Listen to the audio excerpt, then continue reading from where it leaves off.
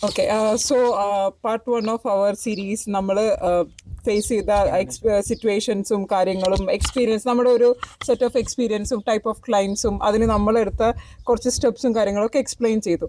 But ഇനി നമ്മുടെ പുതിയ റിക്വയർമെൻറ്റ്സ്, പുതിയ നമ്മുടെ ഓഡിയൻസിൻ്റെ റിക്വയർമെൻറ്റ്സ് പ്രകാരം നമ്മൾ കടന്നുപോയ കുറച്ച് സിറ്റുവേഷൻസും അതിൽ നമ്മളെടുത്ത സൊല്യൂഷൻസ് എന്താണെന്നുള്ളത്. കാരണം ഇപ്പോൾ ഒരു സിറ്റുവേഷൻ നോക്കുമ്പോൾ നമുക്കൊരു സൊല്യൂഷൻ മാത്രം ക്ലയൻറ്റിന് വെച്ച് കൊടുക്കാൻ പറ്റത്തില്ലല്ലോ. അതിന് അവർക്കും കൂടെ കംഫർട്ടബിൾ ആയിട്ടുള്ള ഒരു സൊല്യൂഷൻ നമ്മൾ കണ്ടെത്തണം. അതിന് നമ്മളെടുത്ത സ്റ്റെപ്സ് എങ്ങനെയാണെന്നുള്ളതാണ് നമ്മളിപ്പോൾ ഈ ഒരു സെക്കൻഡ് എപ്പിസോഡിൽ നമ്മൾ എക്സ്പ്ലെയിൻ ചെയ്യാൻ പോകുന്നത്. ഇപ്പോൾ റഫീഖ് സാറിൻ്റെ അഭിപ്രായത്തിൽ സാർ എന്താണ് ഇപ്പോൾ ഒരു റീസെൻ്റ് ആയിട്ട് സാറിന് ഉണ്ടായ ഒരു ഏറ്റവും വലിയ എക്സ്പീരിയൻസ്? ഞാനൊരു കാര്യം ചെയ്യാം. നമുക്ക് എങ്ങനെയാണ് നമ്മളിതിൻ്റെ സൊല്യൂഷൻസ് കൊടുക്കുന്നത് ആസ് എ കൺസൾട്ടൻറ്റ്. ഇപ്പോൾ എല്ലാവരും ഞാൻ പറഞ്ഞല്ലോ, നമ്മൾ ഫിറ്റ് ഔട്ട്സും കാര്യങ്ങൾക്കും വേണ്ടിയിട്ട് മാത്രമല്ല നമ്മൾ കൺസിഡർ ചെയ്യാറുള്ളത്, കൺസൾട്ടേഷനും നമ്മൾ കൺസിഡർ ചെയ്യാറുണ്ട്. ഒരു കൺസൾട്ടേഷൻ പാർട്ടായിട്ട് പറഞ്ഞു കഴിഞ്ഞാൽ നമുക്ക് ഒരു ക്ലയൻറ്റ് നമ്മളിലേക്ക് റീച്ച് ആയാൽ, നമുക്ക് വെബ്സൈറ്റ് ത്രൂ റീച്ച് ആവുന്ന ക്ലയൻറ്റ്സ് ഉണ്ട്, അല്ലാതെ ഡയറക്റ്റ് റെഫറൻസ് വരുന്ന ക്ലയൻറ്റ്സ് ഉണ്ട്. ഇപ്പോൾ ഒരു റെഫറൽ ക്ലയൻറ്റ് ആണെങ്കിൽ ക്ലയൻറ്റ് നമ്മളിലേക്ക് റീച്ച് ആയി കഴിഞ്ഞ് കഴിഞ്ഞാൽ നമ്മളിവരെ ഒന്ന് അങ്ങോട്ട് കോൺടാക്ട് ചെയ്തിട്ട് നമ്മൾ ഇവരുമായിട്ടൊരു ഫസ്റ്റ് മീറ്റിംഗ് അറേഞ്ച് ചെയ്യും. അങ്ങനല്ലേ? ഫസ്റ്റ് മീറ്റിംഗ് അറേഞ്ച് ചെയ്തിട്ട് അതൊരു ഇനീഷ്യൽ മീറ്റിംഗ് എന്ന് പറയുന്നത് നമ്മൾ ചാർജബിൾ ആയിട്ടോ അങ്ങനൊന്നും അല്ല ചെയ്യുന്നത്. നോർമലി ആദ്യം കൺസൾട്ടേഷൻ ഫീസ് ഒക്കെയാണ് എല്ലാവരും പറയുക. ഇത് ഫ്രീ കൺസൾട്ടേഷനാണ്. അപ്പോൾ നമ്മൾ അവരെ വിളിച്ച് അവരുമായിട്ട് ഇരുന്ന്, ചിലപ്പോൾ അവരുടെ പാർട്ട്നേഴ്സിന് ഉണ്ടാവും, അപ്പോൾ എല്ലാവരും കൂടി ഇരുത്തിയിട്ട് നമ്മൾ എന്ത് ചെയ്യും, കംപ്ലീറ്റ് എങ്ങനെയാണ് നമ്മുടെ ഈ പ്രോജക്റ്റ് എക്സിക്യൂട്ട് ചെയ്യാൻ പോകുന്നതിനെ പറ്റിയിട്ട് നമ്മൾ ഡിസ്കസ് ചെയ്യും. അവരുടെ ഇൻസൈറ്റും കൊടുക്കും, അവരെങ്ങനെയാണ് ഉദ്ദേശിക്കുന്നത്, എന്താണ് അവരുടെ ഉദ്ദേശിക്കുന്നത്, അവരുടെ റിക്വയർമെന്റ്സും. ഇതെല്ലാം ഈ ഒരു കംപ്ലീറ്റ് റിക്വയർമെൻറ്റ് ഗ്യാതറിങ്ങും ഉണ്ടാവും. അതിനകത്ത് നമ്മൾ എന്ത് സൊല്യൂഷനാണ് അവർക്ക് പുട്ട് ഫോർവേഡ് ചെയ്യുന്നതെന്നുള്ളൊരു കംപ്ലീറ്റ് ഐഡിയയും അവിടെ കൊടുക്കും. അപ്പോൾ ഇതിനകത്ത് നിന്ന് തന്നെ അവരുടെ ഡ്രീം എന്താണ് അവർ ചെയ്യാൻ പോകുന്നതെന്നുള്ള ഡ്രീം അവർക്ക് കണ്ണിന് മുന്നിൽ ഇങ്ങനെ തെളിയും. നമ്മുടെ ഒരു കൺസൾട്ടേഷൻ കഴിയുമ്പോൾ തന്നെ അവരെന്താണ് ചെയ്യാൻ പോകുന്നത് എന്നുള്ള ഒരു കംപ്ലീറ്റ് പിക്ചർ അവർക്ക് കിട്ടും. അപ്പോൾ ഫസ്റ്റ് നമ്മൾ അവരുമായിട്ടുള്ള ഈ മീറ്റിംഗ് ആണ് ഞാൻ ആദ്യമായി കൺസിഡർ ചെയ്യുന്ന കാര്യം. സെക്കൻഡ്, നമ്മൾ ഈ മീറ്റിംഗ് കഴിഞ്ഞ് ഈ ഇൻഫർമേഷൻസ് ഒക്കെ നമ്മൾ എടുത്തു കഴിഞ്ഞ് കഴിഞ്ഞാൽ നമ്മൾ അവർക്ക് കുറച്ച് സജഷൻസ് കൊടുക്കും. ഏത് പാർട്ടിൽ നമ്മൾ ക്ലിനിക്ക് എടുക്കണം, എങ്ങനെ ആയിരിക്കണം ക്ലിനിക്ക്, പിന്നെ പേഷ്യൻ്റ് ഫ്ലോ മാനേജ് ചെയ്യേണ്ടത്, ആ ഒരു രീതിയിലുള്ള ഏത് ക്രൗഡിനെ നമ്മൾ ഫോക്കസ് ചെയ്യണം എന്നുള്ള കംപ്ലീറ്റ് കാര്യങ്ങൾ ഡിസ്കസ് ചെയ്തിട്ട് നമ്മൾ സജഷൻസ് കൊടുക്കും. ഈ സജഷൻസ് വെച്ചിട്ട് അവർ ഓരോ ഏരിയ ഫൈൻഡ് ഔട്ട് ചെയ്യും. ചിലപ്പോൾ ഒരു മൾട്ടിപ്പിൾ ഏരിയാസ് ഫൈൻഡ് ഔട്ട് ചെയ്ത് നമ്മളുടെ അടുത്ത് അവർ അഭിപ്രായം ചോദിക്കും. ഒരു 4 ഏരിയയൊക്കെ ആയിക്കഴിയുമ്പം ഞാനും നമ്മുടെ ടീമും കൂടെ പോയിട്ട് ഈ ഏരിയ ഡയറക്റ്റ് അനലൈസ് ചെയ്ത് ഈ ഏരിയ ഓക്കെ ആണോ, ഇവരുടെ അതായത് ഓരോ ഡോക്ടേഴ്സിനും ഓരോ ട്രീറ്റ്മെൻറ്റ് പ്ലാനും ഓരോ സ്പെഷ്യാലിറ്റി ആയിരിക്കും ഉണ്ടാവുക. അപ്പോൾ ഈ സ്പെഷ്യലൈസേഷൻ അനുസരിച്ചിട്ട് നമുക്കൊരു ഏരിയ ചൂസ് ചെയ്യുന്നതിനകത്തൊന്നും ഡിഫറെൻ്റ് ആയിരിക്കും. കാരണം കോമ്പറ്റീറ്റീവ് അനാലിസിസും കാര്യങ്ങളൊക്കെ നോക്കിയിട്ട് നമ്മളൊരു ഏരിയ ഓക്കെ ആണോ എന്ന് അവരോട് പറയും. ഈ ഏരിയ ഓക്കെ ആണെങ്കിൽ നമ്മൾ എന്ത് ചെയ്യും, ഫൈനലായിട്ട് അവിടെ അവർക്ക് ടോക്കൺ അഡ്വാൻസ് കൊടുത്ത് പിന്നെ സ്പേസ് ബുക്ക് ചെയ്യും. സ്പേസ് ബുക്ക് ചെയ്ത് കഴിഞ്ഞ് കഴിഞ്ഞാൽ പിന്നെ നമ്മുടെ പ്രോസസ്സാണ് ബാക്കി ബാലൻസ്. നമ്മളവിടെ പെർമിഷൻസ് ഒക്കെ കിട്ടുന്ന ഏരിയ ആണോ എന്നൊക്കെ ആദ്യം നോക്കും കേട്ടോ. അതിനുശേഷമാണ് നമ്മൾ ഈ സ്പേസ് ബുക്കിംഗ് ചെയ്യുന്നത്. കാരണം ചില ഏരിയകളിൽ ചില ഡോക്ടേഴ്സ് ഡയറക്റ്റ് കൊണ്ട് അഡ്വാൻസ് കൊടുത്തിട്ട് കൺസ്ട്രക്ഷൻ തുടങ്ങിയ പകുതി ആകുമ്പോഴായിരിക്കും ഈ സിവിൽ ഡിഫൻസിൻ്റെ സർട്ടിഫിക്കറ്റ്സോ മറ്റോ ഒക്കെ അവിടെ എടുക്കാനായിട്ട് ഭയങ്കര ഇഷ്യൂസ് ഉണ്ടാവും. അങ്ങനെ ഉണ്ടാകുന്ന ക്ലയൻസ് ഉണ്ട്. പിന്നെ എൻ്റെ ഒരു ക്ലയൻറ്റ് ഒരു റീസെൻ്റ് എക്സ്പീരിയൻസ് ആണ്. ഇനീഷ്യൽ അപ്രൂവലിൽ അവിടെ വേറെ റെസിഡൻസ് ആരും ഇല്ലായിരുന്നു. ബട്ട് ഫൈനൽ അപ്രൂവൽ ആയപ്പോൾ അതിൻ്റെ ചുറ്റുമുള്ള ഫ്ലാറ്റൊക്കെ റെസിഡൻസ് എടുത്തു. ഇതൊരു കൊമേഴ്ഷ്യൽ കം റെസിഡൻസ് ടൈപ്പായിരുന്നു. അപ്പോൾ ഇതിനകത്ത് ബാലൻസ് ഉണ്ടായിരുന്ന ഫ്ലാറ്റൊക്കെ റെസിഡൻസ് എടുത്തതിനാലെ ഫൈനലി നമുക്ക് ഈ ഇൻസ്പെക്ഷൻ ടൈമിൽ ഭയങ്കര ഇഷ്യൂ ആയി. പിന്നെ ഉടനെ തന്നെ ഒരു ബാലൻസ് ഉള്ള ഫ്ലാറ്റുകളും ഇവർ അക്വയർ ചെയ്യാമെന്നുള്ളൊരു കൺസിഡറേഷനിലാണ് നമുക്ക് ഫൈനൽ ഇൻസ്പെക്ഷന് പോകാൻ പറ്റിയത്. അപ്പോൾ ഇങ്ങനെയുള്ള ഇൻഫർമേഷൻസും സജഷൻസും ഒക്കെ നമ്മൾ അവർക്ക് കൊടുത്ത് നമ്മൾ പിന്നെ ഡ്രോയിങ്ങിലേക്ക്. എൻ്റെ അഭിപ്രായത്തിൽ നമ്മൾ 10 കൊല്ലമായിട്ട് ഈ ഫീൽഡിൽ നിൽക്കുന്നതുകൊണ്ട് ഓരോ പ്രശ്നങ്ങൾ കണ്ട് അതിന് നമ്മൾ സൊല്യൂഷൻ കണ്ടുപിടിക്കുന്നത്. അങ്ങനെയാണ് നമ്മുടെ ഈ സൊല്യൂഷൻസ് എല്ലാം നമ്മൾ ഫസ്റ്റ് തന്നെ ഡെവലപ്പ് ചെയ്ത് നമ്മളുടെ ഒരു എക്സ്പീരിയൻസ് വെച്ചിട്ട് ഡിഫറെന്റ് സാധാരണ പോലെ ഓരോ സിറ്റുവേഷനിൽ നമ്മൾ പഠിച്ച് അടുത്ത ക്ലയന്റിലേക്ക് പോകുമ്പോൾ അത് പറ്റാതെ നമ്മൾ ചെയ്ത് പോകും. അതെ, തീർച്ചയായും അങ്ങനെ തന്നെ. നമുക്ക് ഈ ഒരു ഫീൽഡിൽ അതാണ് ഞാൻ പറഞ്ഞത്, നമ്മുടെ ഈ എക്സ്പീരിയൻസ് വളരെ മാറ്ററാണ് ഈ ഒരു കേസിൽ. കാരണം കുറേ അധികം കൺസൾട്ടേഷൻ ടീമുകൾ ഇപ്പോൾ പുതിയതായിട്ട് തുടങ്ങുന്നവരും അതല്ലെങ്കിൽ ഇപ്പോൾ ഈ ഞാൻ പല കാര്യങ്ങളിലും കണ്ടത് ഈ ലൈസൻസ് എടുത്തു കൊടുക്കുന്നവരുണ്ടല്ലോ, അവർ വഴിയൊക്കെ ഇതിപ്പോൾ തന്നെ കംപ്ലീറ്റ് ചെയ്തു കൊടുക്കാന്നൊക്കെ പറഞ്ഞ് ഏറ്റെടുക്കും. ഫൈനലി ഇവർക്ക് ഇത് കംപ്ലീറ്റ് ചെയ്യാൻ പറ്റാതെ കൺസ്ട്രക്ഷൻ പാർട്ടിൽ ഇഷ്യൂസും മറ്റുമൊക്കെ ആയിട്ട് നമ്മളിൽ എത്താറുണ്ട്. അങ്ങനെ നമ്മൾ കുറേ സോർട്ട് ഔട്ട് ചെയ്ത് കൊടുക്കാറുണ്ട്. അപ്പോൾ ഇത് ഒരു എക്സ്പീരിയൻസ് ബേസ് കാര്യം തന്നെയാണ്. അപ്പോൾ സഡൻ ആയിട്ട് ഒരാൾക്ക് വന്നിട്ട് ഇത് പെട്ടെന്ന് ചെയ്ത് തീർക്കാൻ പറ്റുമെന്ന് വെച്ച് കഴിഞ്ഞാൽ ഇല്ല. അതിൻ്റെ അർത്ഥം അതിൻ്റെ ആൻസർ ഇല്ല എന്ന് തന്നെയാണ്. അപ്പോൾ കൺസിഡറേഷൻ ചെയ്ത് നമ്മൾ അവരെ ഓരോ കാര്യങ്ങളും ഓരോ പാർട്ട് ബൈ പാർട്ട് അനലൈസ് ചെയ്തിട്ടുള്ള സജഷൻസ് ആണ് നമ്മൾ കൊടുക്കുന്നത്. ഈ സജഷൻസ് അവരെടുത്ത് ഞാൻ ഈ പറഞ്ഞ കണക്ക് നമ്മളൊരു ഇനീഷ്യൽ ഡ്രോയിങ് പാർട്ടിലേക്ക് പോയി ഡ്രോയിങ് ഒരു മൾട്ടിപ്പിൾ ടൈം നമ്മൾ നോക്കും. ഈ ഡ്രോയിങ് ഓക്കെ ആണോ, ഡ്രോയിങ്ങിൽ കസ്റ്റമറിൻ്റെ ഒരു സാറ്റിസ്ഫാക്ഷൻ ഉണ്ടോ. നമുക്കറിയാമല്ലോ, നമ്മളിപ്പോൾ ഒരു ഹൗസ് ചെയ്യുവാണെങ്കിലും അതല്ല നമ്മളൊരു ഓഫീസ് സ്പേസ് ചെയ്യുകയാണെങ്കിലൊക്കെ നമ്മൾ മൾട്ടിപ്പിൾ ടൈം അതിനെ പറ്റിയിട്ടൊന്ന് ചെക്ക് ചെയ്യാറുണ്ട്. അത് കണക്ക് ഇത് നല്ലപോലെ നമ്മൾ ചെക്ക് ചെയ്ത് ഉറപ്പ് വരുത്തി ഈ ഏരിയ ഒക്കെ ഓക്കെ ആണോ. അതല്ലെങ്കിൽ നമ്മൾ ചേഞ്ചസ് എന്ത് ചെയ്യും, അതിനനുസരിച്ചുള്ള ചേഞ്ചസ് വരുത്തിയിട്ട് വീണ്ടും നമ്മൾ ഇനീഷ്യൽ അപ്രൂവലിന് വേണ്ടിയിട്ട് കൊടുക്കും. അങ്ങനെ ഇനീഷ്യൽ അപ്രൂവൽ കിട്ടിക്കഴിഞ്ഞാൽ നമ്മൾ കൺസ്ട്രക്ഷൻ പാർട്ട് ചെയ്യും. അപ്പോൾ ഈ ഇനീഷ്യൽ അപ്രൂവൽ ടൈമിൽ തന്നെ നമ്മൾ കൺസ്ട്രക്ഷൻ്റെ ഒരു കൺസെപ്റ്റ് ഇവർക്ക് കൊടുക്കും. എങ്ങനെയാണ് റെൻഡറിങ് ചെയ്യണമെങ്കിൽ 3D റെൻഡറിങ് ചെയ്ത് കൊടുക്കും. അങ്ങനെ നമ്മളൊരു ഫൈനൽ വ്യൂ ഇവർക്ക് കൊടുക്കും, ഏതൊക്കെ രീതിയിലാണ് ചെയ്യുന്നത്. നമ്മൾ ഓരോ സ്റ്റെപ്പിലും അവർക്ക് ഒരു അപ്ഡേറ്റ് കൊടുക്കും, എങ്ങനെ ഉണ്ടാവാൻ പോകുന്നത്. ഒരു പ്രത്യേകത എന്താണെന്ന് കഴിഞ്ഞാൽ നമ്മൾ from the beginning key hand over വരെയുള്ള എല്ലാ പ്രോസസ്സിലും നമ്മൾ ഓരോ സ്റ്റെപ്പ് വെച്ച് ഓരോ ടൈം ലൈൻ വെച്ച് നമുക്ക് ഒരു അപ്ഡേറ്റ് കൊടുക്കും. അവിടെ നമ്മുടെ ടീമും എപ്പോഴും ഉണ്ടാകും. അപ്പോൾ എന്താ ഇഷ്യൂ എന്ന് ഇവിടെ ഒരു ഗുണം എന്ന് പറഞ്ഞു കഴിഞ്ഞാൽ കസ്റ്റമറുടെ പാർട്ടിൽ ഒരു ഭയങ്കര ബെനിഫിറ്റ് എന്ന് പറഞ്ഞു കഴിഞ്ഞാൽ കസ്റ്റമർക്ക് ഇത് വീണ്ടും ഒന്ന് റീതിങ്കിങ്ങിൻ്റെ ഒരു ആവശ്യമില്ല.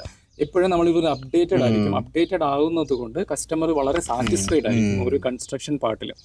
കാരണം ചില സമയത്ത് ഈ ഫിറ്റ് ഔട്ട് ചെയ്യുന്നവർ അറിയാമല്ലോ, ലേബർ കാറ്റഗറിയിലുള്ളവരാകുമ്പോൾ ചിലപ്പോൾ അവർക്ക് ഇത് വരച്ച് വെച്ചിരിക്കുന്ന രീതിയിൽ ചെയ്യാനാണ് അവർ നോക്കുക. ചില ടൈമിൽ ചില സിറ്റുവേഷനിൽ ചില രീതിയിൽ ഡിഫറൻസ് ഉണ്ടാവും. അപ്പം അത് നമ്മൾ ഈ കൺസൾട്ടേഷൻ്റെ പാർട്ടിൽ ക്ലിയർ ആയിട്ട് ചെയ്യാൻ പറ്റും. പിന്നെ ഞാൻ കണ്ടിട്ടുണ്ട് 304 സ്റ്റീൽ എന്ന് പറഞ്ഞിട്ട് ക്യാബിനറ്റ്സും മറ്റുമൊക്കെ കൊടുക്കുന്നത് കണ്ടിട്ടുണ്ട്. സാധാരണ നോർമൽ സ്റ്റീലുകളാണ് കൊടുക്കുന്നത്. എന്നിട്ട് ഡോക്ടേഴ്സ് നമ്മളോട് ഭയങ്കരമായിട്ട് ആർഗ്യൂ ചെയ്യും, ഇത് 304 തന്നെയാണ്, ഞങ്ങൾ ഇത്രയും റേറ്റ് കുറച്ചിട്ടാണ് ഇത് ചെയ്യുന്നത്. ഒരിക്കലും 304 മെഡിക്കൽ ഗ്രേഡ് സ്റ്റീലിന് പ്രൈസ് കുറവല്ല.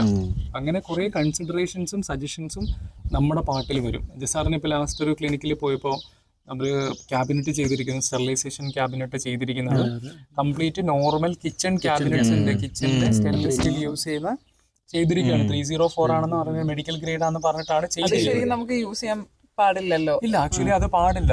ആക്ച്വലി നമ്മൾ മെഡിക്കൽ ഗ്രേഡ് സ്റ്റീലാണ് അവർ CSSP-യിലൊക്കെ പ്രിഫർ ചെയ്യുന്നത്, സ്റ്റെറിലൈസേഷൻ റൂമിലേക്ക് പ്രിഫർ ചെയ്യുന്നത്. അപ്പോൾ ഫൈനലി നമ്മൾ എന്ത് ചെയ്യുന്നത് പറഞ്ഞു കഴിഞ്ഞാൽ ഇതെല്ലാം സജഷൻസ് കൊടുത്ത് ഒരു കൺസൾട്ട് ചെയ്ത് ഫിറ്റ് ഔട്ടും കാര്യങ്ങളും ഒക്കെ ക്ലിയർ ആയിട്ട് ചെയ്തിട്ട് നമ്മൾ ഫൈനൽ ഇൻസ്പെക്ഷന് പോകും. പിന്നെ ബാക്കി ഡോക്ടേഴ്സിന്റെ ചെയ്ത വർക്കുകളൊന്നും ഫൈനൽ ഇൻസ്പെക്ഷൻ കമന്റ് വന്നിട്ടില്ല. ഇല്ല, അതൊക്കെ അങ്ങനെ വന്നിട്ടുള്ളവർ നമ്മുടെ അടുത്ത് റീച്ച് ആയിട്ട് നമ്മൾ പെട്ടെന്ന് തന്നെ എലിമിനേറ്റ് ചെയ്ത് ക്ലിയർ ആക്കി കൊടുക്കാൻ സൊല്യൂഷൻ കണ്ടെത്തിയിട്ടേ ഉള്ളൂ. അതെ, നമ്മുടെ ഒരു സക്സസ് സ്റ്റോറിയും കൂടെയാണ്. അതെ, അത് ഇത്രയും നാളത്തെ നമ്മുടെ എക്സ്പീരിയൻസിൽ ഉണ്ടായ ഒരു കാര്യമാണ്. ഇപ്പൊ ബീറ്റ്സിനെ ചൂസ് ചെയ്താൽ എന്തൊക്കെ ബെനിഫിറ്റ് കിട്ടും എന്നാണ് ഇപ്പൊ ജുഹാന ചോദിച്ചതിന്റെ ഒരു ഉത്തരം. അപ്പൊ അതിന് ഉള്ള ആൻസർ ആണ്, നമ്മളൊരു കംപ്ലീറ്റ് കൺസൾട്ടേഷൻ ഏജൻസി കണക്കാണ്. From feasibility study to key hand over എന്ന് പറയുന്ന ഒരു ക്ലിനിക് സെറ്റപ്പ് പാർട്ടിലേക്കും ഇനി ഒരു ക്ലിനിക്കിന് എക്സ്റ്റൻഷൻ, ഒരു ഡോക്ടർക്ക് ഇപ്പോൾ ഒരു പുതിയ ഡിപ്പാർട്ട്മെന്റ് അഡീഷനോ അതല്ലെങ്കിൽ എക്സ്റ്റൻഷൻ പാർട്ടോ ഉണ്ടെങ്കിൽ അത് നമ്മൾ ക്ലിയർ ആയിട്ട് ചെയ്തു കൊടുക്കുക. അതന്നെ, ഇപ്പം ഓൾറെഡി നമ്മൾ കഴിഞ്ഞ എപ്പിസോഡിൽ നമ്മൾ ഡിസ്കസ് ചെയ്തപ്പോൾ നമ്മുടെ സജഷൻസും ഇല്ലെങ്കിൽ പുറത്തുനിന്ന് ആരുടെങ്കിലും ഒക്കെ അൺറെലവൻ്റ് ആയിട്ടുള്ള സജഷൻസ് കാരണം ചീപ്പ് എക്യുപ്മെൻറ്റ്സ് ഒക്കെ എടുത്തിട്ടുള്ളവർ, അവർക്ക് ആ എക്യുപ്മെൻറ്റ്സ് ഇനി അത് അവർക്ക് വേറെ കളയാനും പറ്റത്തില്ല, അത് അവർക്ക് യൂസ് ചെയ്തേ പറ്റത്തുള്ളൂ, പുതിയത് പർച്ചേസ് ചെയ്യാനോ അവർക്ക് ബഡ്ജറ്റ് ഉണ്ടാകത്തില്ല. അപ്പം അങ്ങനെയുള്ളവർക്ക് ജസോ സാറിന് എന്താണ് സജസ്റ്റ് ചെയ്യാനുള്ളത്? ഓൾറെഡി എക്യുപ്മെൻറ്റ് അവർ പർച്ചേസ് ചെയ്ത് കഴിഞ്ഞു, ഇനി ഇത് എന്താണ് അവർക്ക് ഫ്യൂച്ചറിൽ എക്യുപ്മെൻറ്റ് വെച്ചിട്ട് എന്താണ് അവർക്ക് മാക്സിമം ചെയ്യാൻ പറ്റുക? ഇത് നമുക്ക് ജനറൽ ചെയറിൻ്റെ കേസൊക്കെ ആണെങ്കിൽ നമുക്ക് എന്താ ചെയ്യുക, റീഫാബ് ചെയ്യാം. അതിൻ്റെ മെയിൻ ആയിട്ടുള്ള കാര്യങ്ങൾ മാറ്റാം. ഈ ട്യൂബ് പൊട്ടലാണ് കാര്യമായിട്ടുണ്ടാവുക.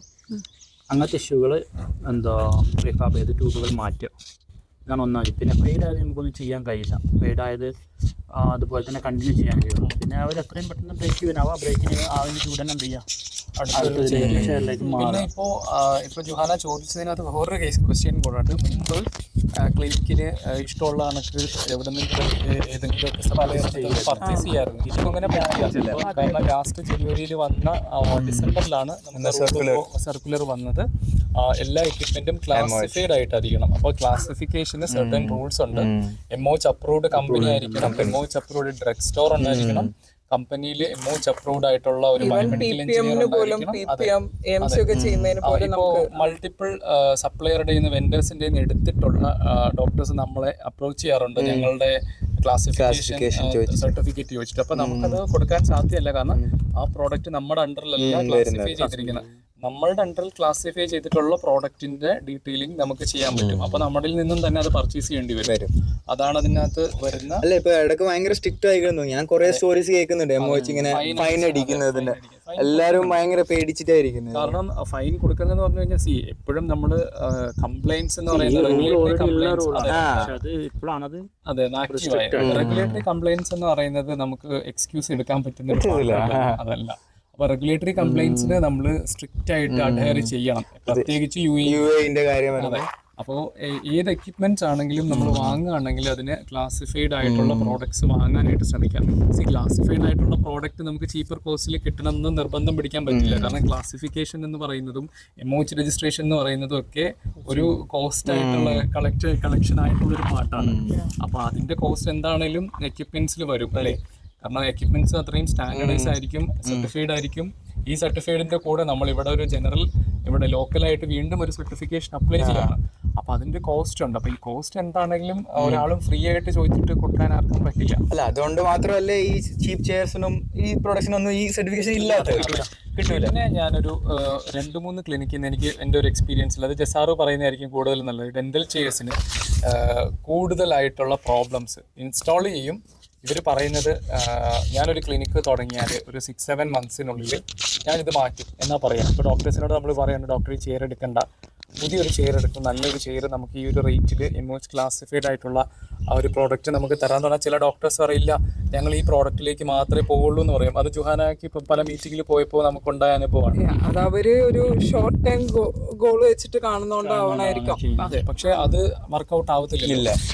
മാറ്റി കാര്യം കണ്ടിട്ടില്ല. ഇല്ല, അതാണ് കംപ്ലൈന്റ് ഹെഡേക്ക് ആയിട്ട് ROA കംപ്ലീറ്റ് ആയിട്ട് ബാധിക്കും. മേ ബി അവരൊരു തോട്ട് എന്ന് പറഞ്ഞു കഴിഞ്ഞാൽ ഇപ്പോൾ ഒരു ബഡ്ജറ്റ് കുറവാണ്. വൺസ് ക്ലിനിക്ക് സ്റ്റാർട്ട് ആയി കഴിഞ്ഞാൽ ഒരു ബഡ്ജറ്റ് വരുമ്പോൾ കുറച്ചും കൂടെ ഒരു ഹയർ എൻഡ് ചെയറിലോട്ട് കൺവേർട്ട് ചെയ്യാന്നുള്ളതായിരിക്കും. പക്ഷെ കാരണം ഞാൻ പറഞ്ഞില്ലേ, നമ്മുടെ എക്സ്പീരിയൻസിൽ നമ്മൾ പല ക്ലിനിക്സിൽ ഇത് കണ്ടിട്ടുണ്ട്. ലാസ്റ്റ് എന്താ ഉണ്ടാവുക എന്ന് പറഞ്ഞു കഴിഞ്ഞാൽ ഇവരുടെ ROA തന്നെ ഇത് ബാധിക്കും. കാരണം ക്ലിനിക്ക് സ്റ്റാർട്ട് ചെയ്ത് 1 മന്തിനുള്ളിൽ തന്നെ കംപ്ലൈൻറ്റ്സ് എന്ന് പറഞ്ഞു കഴിഞ്ഞാൽ ഇത് ബാക്ക് ടു ബാക്ക് ആണ്. അപ്പോൾ ഇവർ ഈ ഡോക്ടേഴ്സ് ഭയങ്കരമായിട്ടും സ്ട്രെസ് ഔട്ട് ആവും. ഓൾറെഡി നമ്മൾ ലാസ്റ്റ് എപ്പിസോഡിൽ ഒരു ഡോക്ടർ സ്ട്രെസ് ഔട്ട് ആവുന്നതിനെ പറ്റിയിട്ട് ക്ലിയർ ആയിട്ട് പറഞ്ഞിരുന്നു അല്ലേ. അപ്പോൾ പിന്നീട് വീണ്ടും ഇതെല്ലാം ചെയ്ത് കഴിഞ്ഞിട്ട് വീണ്ടും സ്ട്രെസ് ഔട്ട് ആവുക എന്ന് പറഞ്ഞു കഴിഞ്ഞാൽ ഒരിക്കലും നമുക്കൊരു അക്സെപ്റ്റബിൾ ആയിട്ടുള്ള ഒരു കാര്യമല്ല. അയാളുടെ വർക്കിലും ആൾക്ക് കോൺസെൻട്രേറ്റ് ചെയ്യാൻ പറ്റുന്നില്ല. അയാളുടെ മെയിൻ ഒബ്ജക്റ്റീവ് തന്നെ അവിടെ പൊട്ടിപ്പോവാണ്. നമ്മൾ മുമ്പ് ഒരു വീഡിയോ ചെയ്തിട്ടുണ്ട് അതിനെ പറ്റിയിട്ട്. രണ്ട് ചേർന്ന ഇൻക്വയറി ഉണ്ടായിരുന്നു. അപ്പോൾ മറ്റേ സപ്ലയർ പിണക്കരുത് എന്നുള്ളത് കൊണ്ട് അവരെന്ത് ചെയ്ത് അവിടുന്ന് ഒരു ചെയർ എടുത്തു, ഞമ്മടുന്ന് ഒരു ചെയർ എടുത്ത്. പക്ഷേ വർഷങ്ങൾ കഴിഞ്ഞപ്പോൾ 6 മന്ത് ആയിട്ടുള്ളൂ. 6 മന്ത് ആയപ്പോഴത്തേക്ക് അവർ നമ്മൾ തിരിച്ചു വിളിച്ചു. എന്നിട്ട് അവിടുത്തെ നിങ്ങൾ തന്ന ചെയർ ഓക്കെ ആയിരുന്നു, പക്ഷേ ഇത് നമുക്ക് പ്രശ്നമായില്ല. ഇനി നമ്മൾ എന്ത് ചെയ്യും, നിങ്ങളത് എടുക്കുമോ, എന്നിട്ട് ഞങ്ങൾ ബൈബാക്ക് ചെയ്യും, നമുക്ക് കൊടുക്കാൻ ഓപ്ഷൻ ഇല്ല. കാരണം എന്താണെന്ന് ഉപയോഗമില്ല. അതിന് ഇഷ്യൂ എന്താന്ന് പറഞ്ഞു കഴിഞ്ഞാൽ ഈ ഒരു വിഷയം പറഞ്ഞത് ഞാനിപ്പോൾ പറഞ്ഞത് വർഷങ്ങളായ ഒരു ക്ലയൻറ്റിൻ്റെ കാര്യമുണ്ട്. ഇതിപ്പോൾ 6 മന്ത് പറഞ്ഞ വേറൊരു ക്ലയൻറ്റ് ഉണ്ട്. ഈ ക്ലയൻറ്റ് റീസെൻ്റ് ആയിട്ട് നമ്മുടെ ഇത് പർച്ചേസ് ചെയ്തതാണ്. ക്ലയൻറ്റ് പർച്ചേസ് ചെയ്ത നമ്മുടെ ക്യൂബ് എന്ന് പറഞ്ഞ മോഡലാണ്. ക്യൂബ് എന്ന് പറഞ്ഞ മോഡൽ പർച്ചേസ് ചെയ്തു. അപ്പോൾ അന്ന് ഇവർ 2 ചെയറാണ് പ്ലാൻ ചെയ്തത്. രണ്ട് ക്ലിനിക്കിലേക്കാണ്. അപ്പോൾ ഫസ്റ്റ് ഒരു ക്ലിനിക്ക് ഒരു ലൊക്കേഷനിലേക്കും അവരുടെ ഗ്രൂപ്പ് ഓഫ് ക്ലിനിക്സിൻ്റെ ഒരു ലൊക്കേഷനിലേക്കും വേറൊരു ചെയർ വേറൊരു ലൊക്കേഷനിലേക്കാണ് പ്ലാൻ ചെയ്തത്. അപ്പോൾ ഫസ്റ്റ് ലൈസൻസ് ആക്റ്റീവ് ആക്കുന്ന ക്ലിനിക്കിൽ നമ്മൾ ഇൻസ്റ്റാൾ ചെയ്തു. അപ്പം ക്ലിനിക്കിൽ നല്ലപോലെ ക്ലിയറായി വർക്ക് ചെയ്യുന്നു, ഡോക്ടേഴ്സ് എല്ലാം സാറ്റിസ്ഫൈഡ് ആണ്. അങ്ങനെ 6 മന്ത് ആയപ്പോൾ തന്നെ അടുത്ത ഒരു ക്ലിനിക്കിലേക്കും കൂടെ ഇവർ റിക്വസ്റ്റ് പറഞ്ഞു. പക്ഷേ ഇവർ ഷെയർ വാങ്ങിയില്ല നമ്മുടെ അടുത്തുനിന്ന്. വേറെ പിന്നെ മുമ്പ് കൊടുത്തവർ കമ്മിറ്റഡ് ആണെന്ന് പറഞ്ഞിട്ട് മുമ്പ് കൊടുത്ത ആൾക്ക് തന്നെ ഷെയർ കൊടുത്തു. അവിടെ നിന്നൊരു 6 months ആയപ്പോൾ തന്നെ ഇത് കംപ്ലയിൻ്റ് ആണെന്ന് തുടങ്ങി. നമ്മളെ വിളിച്ചു, എന്തെങ്കിലും ചെയ്യാൻ പറ്റുമെന്ന് ചോദിച്ചു. നമുക്കൊന്നും ചെയ്യാൻ പറ്റില്ല എന്ന് പറഞ്ഞു. ലാസ്റ്റ് ആ ക്ലയൻറ്റ് പിന്നെ നമ്മളോടൊരു ഒരു പ്രശ്നം കിടക്കുക. കാരണം നമ്മളിത് എന്തെങ്കിലും ചെയ്ത്, കാരണം നമുക്കൊന്നും ചെയ്ത് കൊടുക്കാൻ പറ്റത്തില്ല. അത്രയും ബോർ ചെയറാണ് ഇത് വാങ്ങി വെച്ചിരിക്കുന്നത്. അപ്പോൾ ഇത്രയും എന്നാൽ കോസ്റ്റിൽ വലിയ ഡിഫറൻസും ഇല്ല. അതാണ് ഏറ്റവും ഒരു പിന്നെ മനസ്സിലാക്കേണ്ടത്. ചെയർ ബേസിക് ചെയറാണ് എടുത്തത്. അതെ, എന്നിട്ട് അതിൽ കുറഞ്ഞ വ്യത്യാസത്തിലാണ് ആ ചെയർ. അത് ആ സപ്ലയറെ പിണക്കിയത് നിങ്ങൾക്ക് ചെയ്തതാണ്. അങ്ങനെ കരുതിയിട്ട് കാര്യമില്ലല്ലോ. നമ്മുടെ ക്ലിനിക്കിൽ തലവേദന വരുത്തിയിട്ട് സപ്ലയേഴ്സിനെ പിണക്കരുതെന്ന് വിചാരിച്ചിട്ട് കാര്യമുണ്ടോ? അപ്പോൾ കൃത്യമായിട്ടുള്ള ഒരു ക്ലാരിറ്റി ഈ ഒരു കാര്യത്തിൽ ഉണ്ടായിരിക്കണം. അപ്പം അങ്ങനെ ക്ലാരിറ്റി വേണ്ടവർക്ക് നമ്മളെ ഫ്രീ കൺസൾട്ടേഷന് വേണ്ടിയിട്ട് വിളിക്കാം. ഫ്രീ കൺസൾട്ടേഷന് നമ്മൾ എപ്പോഴും റെഡി ആണല്ലേ ജുഹാന, നമ്മുടെ ടീം. പിന്നെ നമുക്ക് ലാസ്റ്റ് വീഡിയോയിൽ നമുക്ക് കുറച്ച് കമന്റ്സ് വന്നിട്ടുണ്ടായിരുന്നു, നമ്മൾ ഡെന്റൽ മാത്രമാണ് ചെയ്യുന്നത് അല്ലെങ്കിൽ നമ്മൾ വേറെ ഡിപ്പാർട്ട്മെന്റ്സ് ഉണ്ടോ എന്നുള്ളത്. അപ്പൊ അതിനെ പറ്റിയിട്ട് നമുക്കൊന്ന് ക്ലാരിഫൈ ചെയ്ത് കൊടുക്കാൻ പറ്റുവാണെങ്കിൽ നല്ലതായിരുന്നു. അത് ഒരു പ്രാവശ്യമല്ല, ലാസ്റ്റ് മീറ്റിംഗിൽ ആദ്യമായിട്ട് പോയപ്പോൾ ഡോക്ടർ എന്താ ചോദിച്ചത്, അൾട്രാസൗണ്ട് ചെയ്യുന്നത് പോലും അറിയില്ല എന്നാ പറഞ്ഞത്. ഇത് എന്തുകൊണ്ടാന്ന് പറഞ്ഞാൽ അതിന്റെ ഒരു പാട്ടാണ് നമ്മളിപ്പോ ഈ ഒരു വീഡിയോ ചെയ്ത് തുടങ്ങിയതല്ലേ. ലാസ്റ്റ് ഇയർ തൊട്ട് നമ്മൾ ഈ വീഡിയോ ചെയ്യുന്നതിന്റെ ഒരു റീസൺ അതാണ്. കാരണം നമ്മള് വോസൻ എന്ന് പറഞ്ഞൊരു ബ്രാൻഡ് ചെയ്തുകൊണ്ടിരിക്കുന്നത് കൊണ്ട് നമ്മൾ വോസനെ നല്ല പോലെ പ്രൊമോട്ട് ചെയ്യാറുണ്ടായിരുന്നു. അപ്പോൾ വോസനെ നല്ലപോലെ പ്രൊമോട്ട് ചെയ്തത് കൊണ്ട് ക്ലയന്റ് സൈഡിൽ എപ്പോഴും നമ്മൾ ഡെന്റൽ വോസന്റെ ഫുഡ് മാർക്ക് നമ്മുടെ മാർക്കറ്റിൽ അത്രയും ഉണ്ട്. ബീറ്റ്സ് എന്ന് കൊടുത്താണ്. അപ്പൊ ബീറ്റ്സ് എന്ന് പറഞ്ഞാൽ വോസന്റെ ഡെന്റൽ സൈഡ് ആക്കിയവര്. ആക്ച്വലി നമ്മള് ഒരു മെഡിക്കൽ എക്യുപ്മെന്റ് കമ്പനിയാണ്. നമ്മൾ എല്ലാ ഡിപ്പാർട്ട്മെന്റ്സും കൈകാര്യം ചെയ്യാറുണ്ട്. ഫ്രം ഡെന്റൽ എന്നല്ല, മെഡിക്കൽ സൈഡിലാണെങ്കിലും എല്ലാ ഡിപ്പാർട്ട്മെന്റും CSSD, റേഡിയോളജി, എക്സ്റേ, CT വരെ നമ്മൾ ചെയ്യുന്നുണ്ട്. അപ്പോ ഏത് പ്രോഡക്റ്റിനും ബീറ്റ്സിനെ സിമ്പിൾ ആയിട്ട് കസ്റ്റമർ ചൂസ് ചെയ്യാം. അതേപോലെ തന്നെ നമുക്ക് അവർക്ക് സജഷൻസ് എന്തെങ്കിലും റിക്വയർമെന്റ് ഉണ്ടെങ്കിൽ സജഷൻസും നമുക്ക് ഫ്രീ ആയി കൊടുക്കാം. ചില കേസ് ഉണ്ട് എല്ലാം ഫ്രീ ആയിട്ട് ചോദിക്കുന്ന ചില കൺസൾട്ടൻസും ഉണ്ട്, ചില ഡോക്ടേഴ്സും ഉണ്ട്. അത് നമുക്ക് ബുദ്ധിമുട്ടാണ്. നമ്മുടെ പരിധിക്കുള്ളിൽ വരുന്ന കാര്യങ്ങൾ മാക്സിമം നമുക്ക് സപ്പോർട്ട് ചെയ്ത് കൊടുക്കാൻ പറ്റും. പിന്നെ ബീറ്റ്സിനെ ഇവർ ചൂസ് ചെയ്ത് ഈ കൺസൾട്ടന്റ് മാത്രമല്ല, നമ്മുടെ സർവീസ് പാർട്ടാണ് നമ്മുടെ ഏറ്റവും വലിയ ഒരു സ്ട്രെങ്ത്. നമ്മുടെ എല്ലാവരും സാറ് പറഞ്ഞ പോലെ ഓരോ പദ്ധതികൾ ഇങ്ങനെ ഡോക്ടർ മേടിച്ചു കഴിഞ്ഞിട്ട് ആൾക്കാർ വിട്ടിട്ട് പോകും. എന്ത് ചെയ്യണം, ഇനി ആരെ പോയി നോക്കണം, ആര് ചോദിക്കണം ഒന്നുമില്ല. ഇപ്പൊ ബീറ്റ്സിന്ന് മേടിച്ചാണെങ്കിൽ അമ്മ അപ്പൊ മേടിച്ചാൽ അപ്പൊ തന്നെ നമ്മുടെ ഫോണിൽ ത്രൂ ശരിയാക്കും, അല്ലെങ്കിൽ 24 hours നമ്മൾ പോയിട്ട് ശരിയാക്കുമായിരിക്കും. അപ്പൊ എനി ടൈം നമ്മൾ അപ്രോച്ചബിൾ ആണ് എന്ത് കാര്യം. ഞാൻ അതിന് എല്ലാ ഡോക്ടേഴ്സിനോടും നമ്മൾ ബന്ധപ്പെടുന്ന മാനേജേഴ്സിനോടാണെങ്കിലും പറയുന്നത്, നമ്മളായിട്ടൊരു പ്രോജക്റ്റിൽ വന്നു കഴിഞ്ഞാൽ ഫസ്റ്റ് ഒരു 1 year നമ്മൾ ഫ്രീ ഓഫ് കോസ്റ്റ് സർവീസ് വാറണ്ടിയിൽ കവർ ചെയ്ത് കൊടുക്കുന്നുണ്ട്. ഈ വാറണ്ടി കഴിഞ്ഞതിന് ശേഷം അറ്റ്ലീസ്റ്റ് ഒരു AMC എടുത്ത് വെക്കുക. AMC എന്ന് പറഞ്ഞു കഴിഞ്ഞാൽ ചില ആൾക്കാർ AMC എന്ന് വിചാരിച്ചു കഴിയുമ്പോൾ ഭയങ്കര എന്തോ കോസ്റ്റ് ആണെന്നാണ് വിചാരിക്കുന്നത്. ആക്ച്വലി ഇവരുടെ ഒരു ഇയർലി കവർ ചെയ്യുന്ന മൾട്ടിപ്പിൾ കോസ്റ്റ് ഇത് വളരെ കുറവായിരിക്കും. ഈ എമൗണ്ട് നോക്കാതെയാണ് എല്ലാവരും എന്ത് പറയുന്നത്, AMC എടുക്കാൻ പറ്റില്ല. AMC എന്ന് പറഞ്ഞു കഴിഞ്ഞാൽ അപ്പൊ പറയാം AMC എടുക്കാൻ പറ്റില്ല, PPM വേണമെങ്കിൽ വന്നോ. പിന്നെ ആൾക്കാർ സ്റ്റിക്കർ വന്നൊട്ടിച്ചു. ബീറ്റ്സിന് അങ്ങനെ ഒരു പ്രൊസീജിയർ ഇല്ല. മാർക്കറ്റിൽ ലോക്കലി വല്ല കംപ്ലൈൻസ് ഉള്ള ആൾക്കാർ നമ്മൾ കാണാറുണ്ട്. അതുകൊണ്ട് 10 dirhamsനോ 20 dirhamsനോ അല്ലെങ്കിൽ 50 dirhamsനോ ഒക്കെ വന്ന് ഒട്ടിച്ചു പോകുന്ന ഒരു കാര്യം നിങ്ങൾ കാണുന്നുണ്ടാവാം. പക്ഷെ നമ്മള് വർക്ക് ചെയ്യുകയാണെങ്കിൽ അതൊരു ക്വാളിറ്റി മെയിൻറ്റെയിൻ അങ്ങനെ മാത്രമേ നമുക്ക് ചെയ്യാൻ പറ്റുള്ളൂ. ആക്ച്വലി PPMന്റെ ഒരു ഉദാഹരണം തന്നെ വന്നത് ലാസ്റ്റ് ഒന്ന് നമ്മളൊരു ഓട്ടോക്ലേവിന്റെ കംപ്ലൈന്റ്, അതെ, അവരുടെ PPM വേറെ ഒക്കെ കൊടുത്തിട്ടുള്ളത് നമ്മുടെ മെഷീനാണ്.